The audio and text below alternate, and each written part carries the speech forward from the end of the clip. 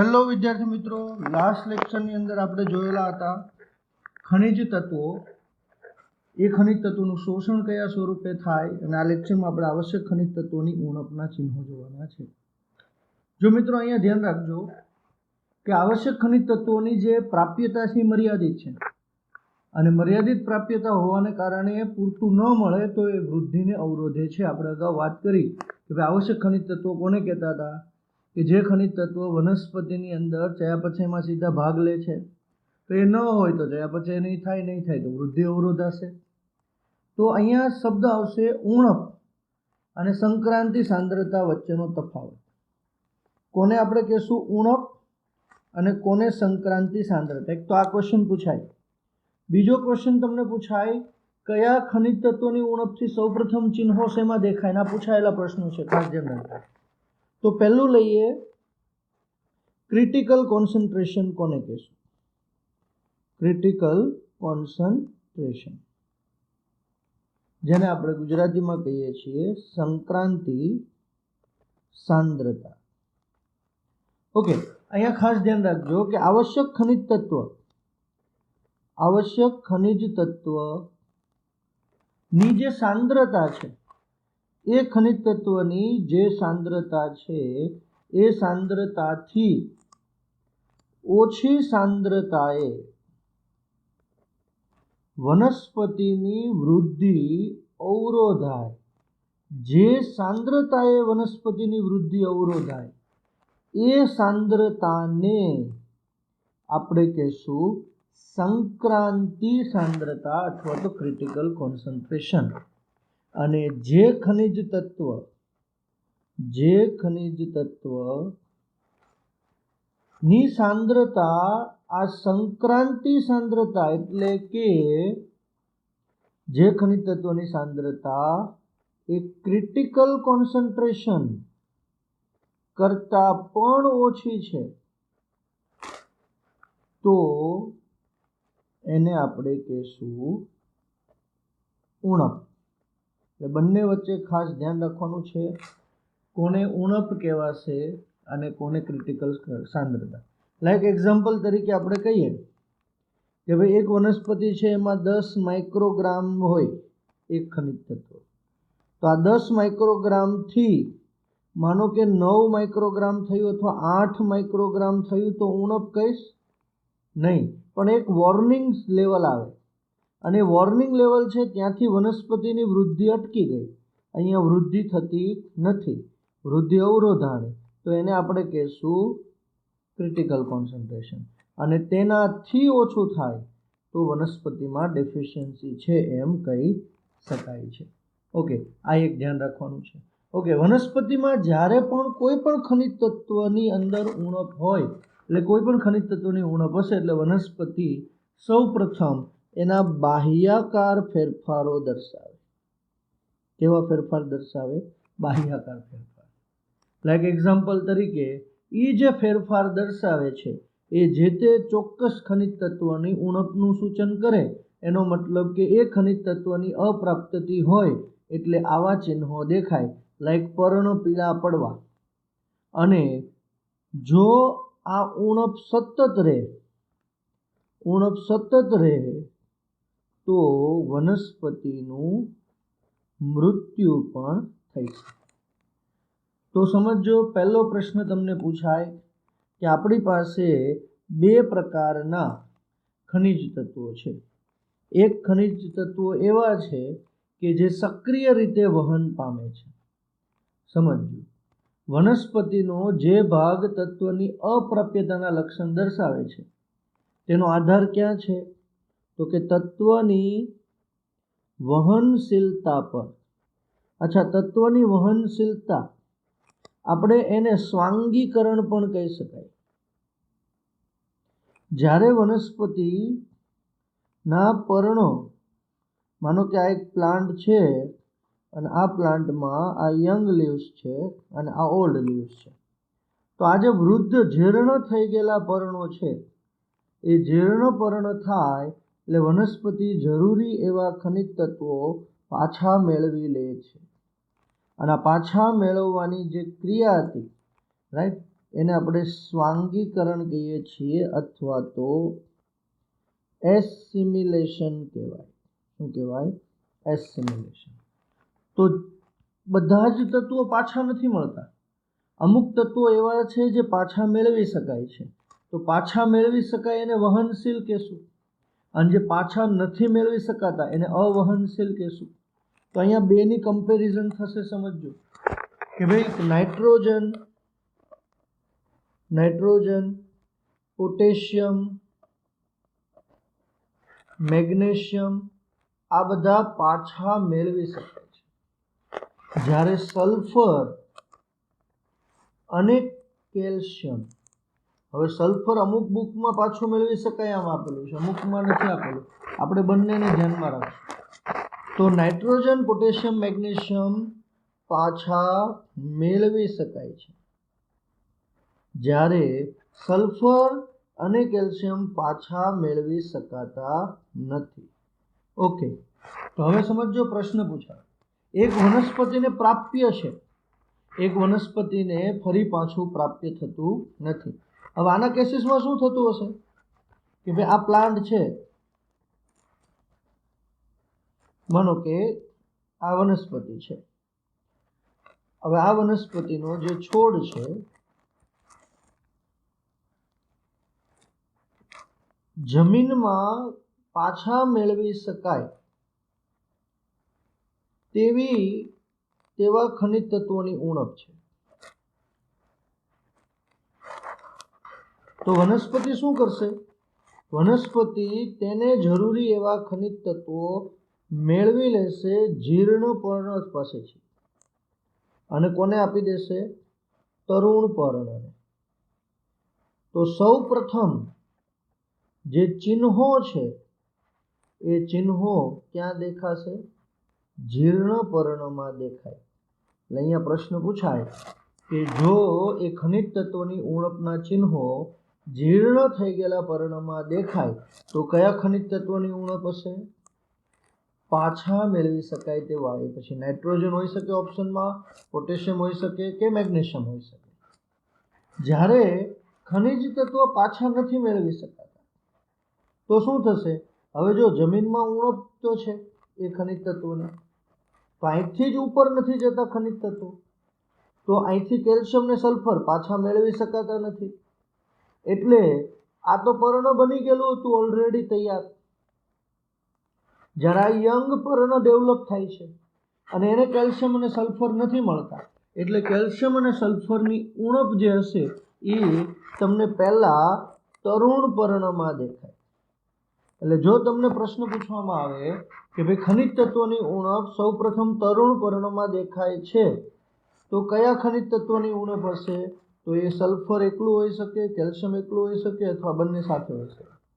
અને તમને પ્રશ્ન એમ પૂછવામાં આવે કે સૌપ્રથમ ખનિજ તત્વોની ઉણપના ચિહ્નો જીર્ણ થઈ ગયેલા પર્ણમાં દેખાય છે, તો યાદ રાખવાનું છે નાઇટ્રોજન, પોટેશિયમ, મેગ્નેશિયમ કે જે પાછા મેળવી શકાય છે. તો આ પ્રશ્નો તમને પૂછી શકે. હવે પછી તમને ગ્રુપમાં ક્વેશ્ચનો પૂછી શકે. કેવા પ્રકારના ક્વેશ્ચન પૂછી શકે? તો જે તે ખનિજ તત્વોની ઉણપ હોય તો લક્ષણોમાં મુખ્યત્વે શું હોય? ક્લોરોસિસ, પર્ણો પીળા પડવા. નેક્રોસિસ, જે પેશી છે એનું મૃત્યુ થાય. વૃદ્ધિ કુંઠિત થાય, એટલે કે વૃદ્ધિ અટકે. ક સમયે પર્ણપતન થાય, કલિકાઓનું પતન થાય, કલિકાઓ ખરી પડે જેને આપણે કહીએ. કોષ વિભાજન અવરોધાય, કોષ વિભાજન અવરોધાય. તો આ મોટા ભાગના લક્ષણો છે. તો પહેલું, પર્ણો પીળા થાય તેને ક્લોરોસિસ કહેવાય. હવે ક્લોરોસિસ મોસ્ટ કોમન લક્ષણ છે કે ક્લોરોફિલ નહીં બને, અને ક્લોરોફિલ નહીં બને અથવા ઘટશે તો એ પર્ણ પીળા થશે. તો ક્લોરોસિસ માટે જવાબદાર ખનિજ તત્વો nitrogen, potassium, magnesium, sulphur, iron, manganese અને ઝિંક અને મોલિબ્ડેનમ. મોલિબ્લેડનમનો રોલ પણ નાઇટ્રોજન સાથે છે. તો ગ્રુપમાં પૂછાય તો ધ્યાનમાં રાખવું, ક્લોરોસિસ, મોટાભાગના ખનિજ તત્વો ક્લોરોસિસમાં આવે. સેકન્ડ છે, તમને પૂછાય નેક્રોસિસ, કયા ખનિજ તત્વોની ઉણપથી ટીસ્યુ મૃત્યુ પામે, નેક્રોસિસ થાય એટલે કે પેશીઓનું મૃત્યુ થાય. કેલ્શિયમ, મેગ્નેશિયમ, કોપર અને પોટેશિયમ. તો કોષ વિભાજન અવરોધાય એનું જૂથ છે. તો કોષ વિભાજન અવરોધાય એના માટે આવશે નાઇટ્રોજન, પોટેશિયમ, સલ્ફર અને મોલિબ્ડેનમ. તો કેટલાક ખનિજ તત્વો એવા છે જે પુષ્પ સર્જનમાં વિલંબ કરે છે, અને પુષ્પ સર્જન વિલંબાય તો એ છે નાઇટ્રોજન, સલ્ફર અને મોલિબ્ડેનમ, પોટેશિયમ નીકળે છે. તો આ તો આપણી પાસે બેઝિક કઈ રીતે ખનિજ તત્વોની ઉણપ થાય અને શું દેખાય છે. એક વખત આપણે નેક્રોસિસ અને ક્લોરોસિસ, જો કે લાસ્ટ લેક્ચરમાં આપણે જોયા હતા, ફરીથી એક વખત જોઈએ. જો આ ક્લોરોસિસ છે અને અહીંયા છે આ નેક્રોસિસ છે. તો આ ખાસ ધ્યાનમાં રાખવાનું છે. ત્યાર પછીનો ટોપિક જે છે એ છે લઘુ પોષક તત્વની વિષારી, એટલે કે ટોક્સિસિટી ઓફ માઇક્રો ન્યુટ્રિયન્ટ. આમાંથી પણ ક્વેશ્ચન પૂછી શકાય, લઘુ પોષક તત્વોની વિષારીતા. ચલો, ટોક્સિસિટી ઓફ માઇક્રોન્યુટ્રિયન્ટ. તો જો એક તો લઘુ પોષક તત્વ ની જરૂરિયાત જ ખૂબ જ ઓછી છે,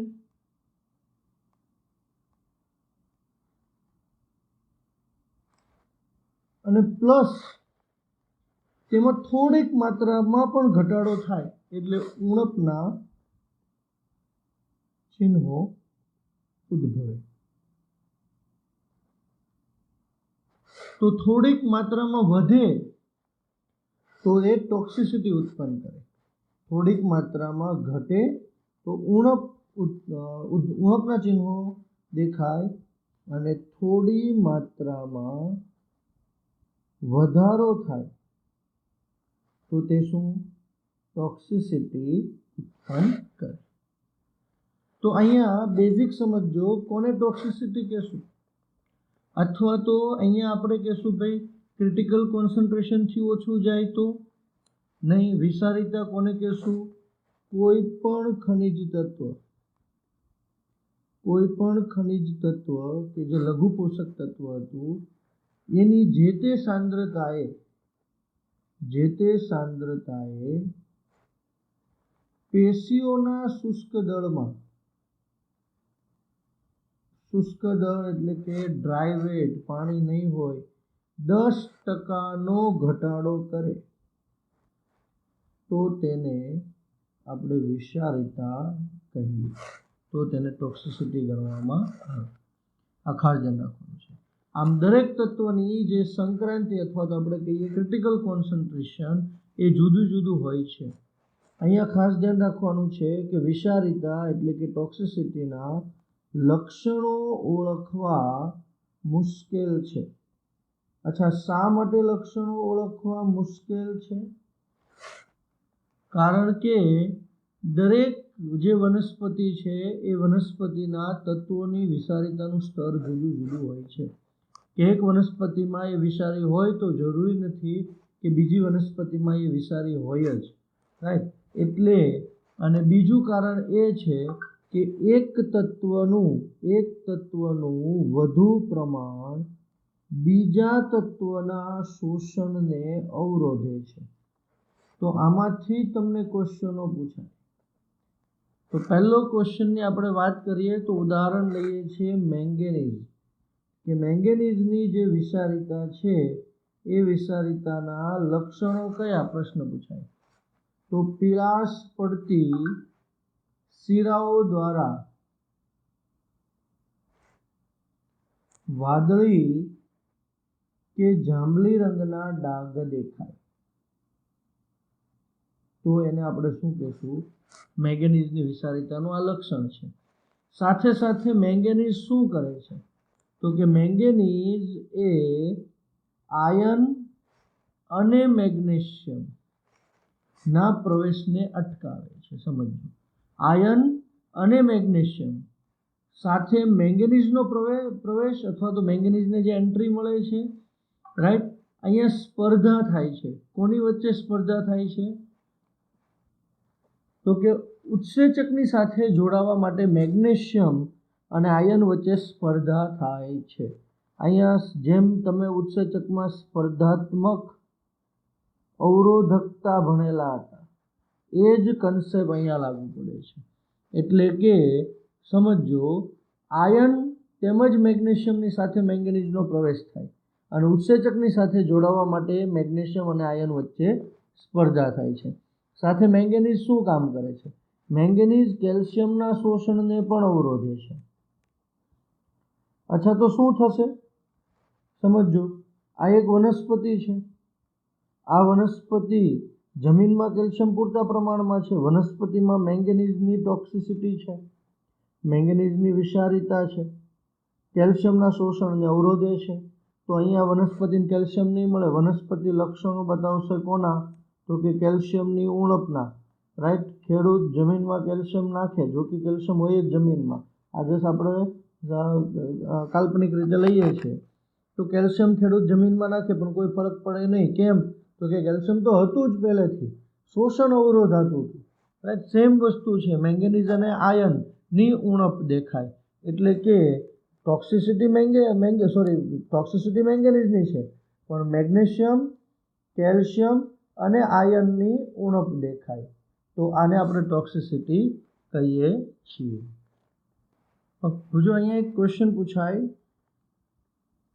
ક્રિકલ લીફ ડિઝીઝ શું છે? કે ભાઈ પ્રરોહાગ્રમાં કેલ્શિયમના સ્થળાંતરને અવરોધે. મેંગેનીઝ પ્રરોહાગ્રમાં કેલ્શિયમના સ્થળાંતરને અવરોધે, જેથી કેલ્શિયમની ઉણપ સર્જાય અને જે રોગ થાય એને આપણે કહેવાય ક્રિકલ લીફ ડિઝીઝ. તો આટલું હતું આપણી પાસે ટોક્સિસિટી. આપણે ઓલરેડી ભણી ગયા છીએ તત્વોનું શોષણ કેવી રીતે થાય. સમજો કે ભાઈ માનો કે આ વનસ્પતિ કોષ છે, સૌથી બહાર કોષ દિવાલ, આ કોષ દિવાલ છે, અંદરનો કોષ રસસ્તર છે, વચ્ચે અવકાશ છે. અહીંથી આટલો ભાગ જે છે આને અપદ્રવ્ય પથ કહેશું, આ સમદ્રવ્ય પથ. અહીંથી જે અંદરનો પાર્ટ છે તે અપદ્રવ્ય પથ છે. તો પહેલા ક્યાં આવશે? તો કે કાં તો ખનિજ આયન, આ જે આંતરકોષીય અવકાશ છે, માનો કે આ બે કોષ એકબીજાની નજીક હોય તો આ બે કોષની વચ્ચેના અવકાશમાંથી પસાર થાય, અથવા તો કોષ દિવાલના માર્ગે પસાર થાય, એટલે કે જે વચ્ચેનો મુક્ત અવકાશ છે, ફ્રી સ્પેસ, અથવા બાહ્ય આઉટર સ્પેસ, એમાંથી પસાર થાય. તો અહીંયા સમજો, સૌપ્રથમ પહેલું વહન ક્યાં થાય? તો કે બહારથી ખનિજ તત્વો અંદર આવે. અહીંયા નિષ્ક્રિય વહન છે, પણ અહીંયાથી જ્યારે અહીંયા આવશે ત્યારે એને એટીપીની જરૂર પડે. તો બહારથી અંદર આવે, રાઈટ, એને આપણે કહેશું ઇનફ્લક્સ. શું કહેશું? બહારથી અંદર આવે તો ઇનફ્લક્સ, અને જો અંદરથી બહાર જાય તો એને કહેશું ઇફ્લક્સ. તો આ યાદ રાખવાનું છે. તો આ ખનિજ તત્વોનું વહન કઈ રીતે થાય એની વાત કરીએ છીએ. દ્રાવ્ય પદાર્થોનું સ્થળાંતર. તો દ્રાવ્ય પદાર્થોના સ્થળાંતર માટે બહુ સિમ્પલ છે કે ભાઈ ખનિજ ક્ષારો છે એ જલવાહક મારફતે નીચેથી ઉપર તરફ જશે વાયા શું હશે? જલવાહક પેશી. એટલે કે વનસ્પતિની અંદર પાન નીચેથી જ ઉપર તરફ જાય છે એ ખબર કેમ પડે? તો તમારે રેડિયો આઇસોટોપનો ઉપયોગ કરવો પડે.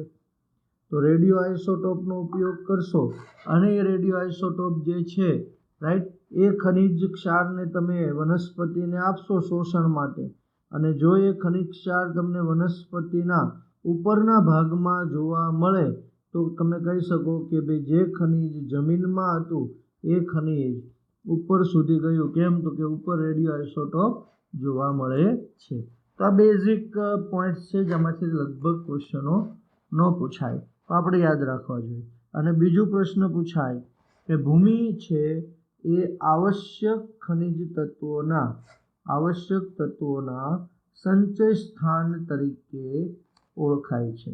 બહુ સિમ્પલ છે, બધાને ખ્યાલ છે કે ભાઈ જમીનની અંદર શું છે, તો કે વૃદ્ધિ અને વિકાસ માટેના ખનિજો છે. ખડકો તૂટે છે, આ ખડકો તૂટે છે એનું ક્ષારણ થાય અને જમીનમાં જાય, જમીનમાંથી મૂળને પ્રાપ્ત થાય.